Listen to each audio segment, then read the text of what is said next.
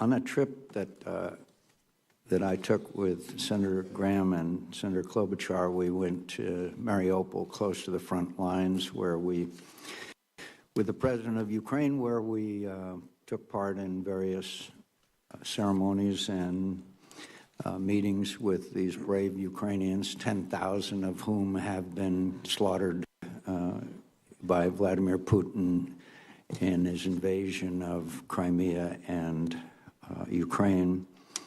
And I know you can appreciate the fact that there was a ceremony where the president of Ukraine gave their highest award to the mother of a young man who had just been killed by a Russian sniper a couple of days before.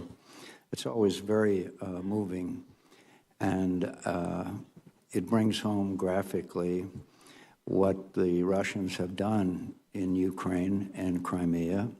Crimea in blatant violation of the Budapest Agreement, for which they recognized Crimea as part of Ukraine in return for Ukraine giving up its nuclear inventory.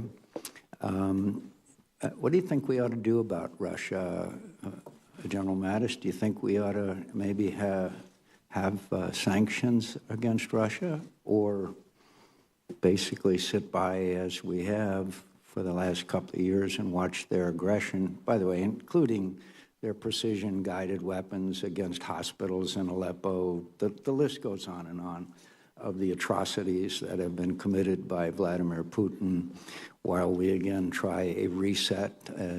I've watched 3 presidents commit themselves to a new relationship with Vladimir Putin. All 3 have been an abysmal failure. Should we ignore the lessons of history in our relationship with Vladimir Putin, and what should we be doing? Chairman, history is not a straitjacket, but I've never found a better guide for the way ahead than studying the history. Since Yalta, we have a long list of times that we've tried to engage positively with Russia. We have a relatively short list of successes in that regard. And I think right now the most important thing is that we recognize the reality of what we deal with Mr. Putin, and we recognize that he is trying to break the North Atlantic Alliance, and that we take the steps, the integrated steps, diplomatic, economic, military, and the alliance steps, the working with our allies to defend ourselves where we must. You are a distinguished student of history. And as we are all aware, that following World War II, a world order was established, which has held for basically the last 70 years. Do you believe that that world order is now under more strain than it's ever been? I think it's under the biggest attack since World War II, sir, and that's from Russia, from terrorist groups, and with what China is doing in the South China Sea. And that would argue for us making sure we're adequately prepared to meet these challenges. I think deterrence is critical right now, sir. Absolutely, and that requires the strongest military. Do you think we have a strong enough military today in order to achieve that goal? No, sir. I thank you. Do you feel you have an obligation to make us aware of this so that we can exercise our responsibilities? I'll be completely transparent with this committee, sir, but I would not have taken this job if I didn't believe the President-elect would also be open to my input on this or any other matter. Thank you.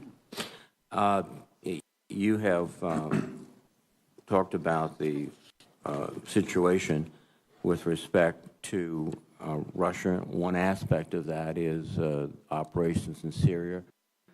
There has been some discussion of on and off during the campaign of cooperating with the Russians in Syria. Do you think there's a possibility of that, a likelihood of that, or would that be a good approach?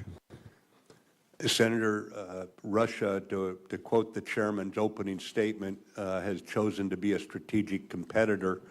They're an adversary in key areas, and while we should always engage and look for areas of cooperation, and even in the worst years of the Cold War, President Reagan and Secretary Shultz were able to work with Russia, the Soviet Union at that time, and reduce the nuclear weapons. So I'm all for engagement, but we also have to recognize reality and what Russia is up to, and there's a decreasing number of areas where we can engage cooperatively and an increasing number of areas where we're going to have to confront Russia.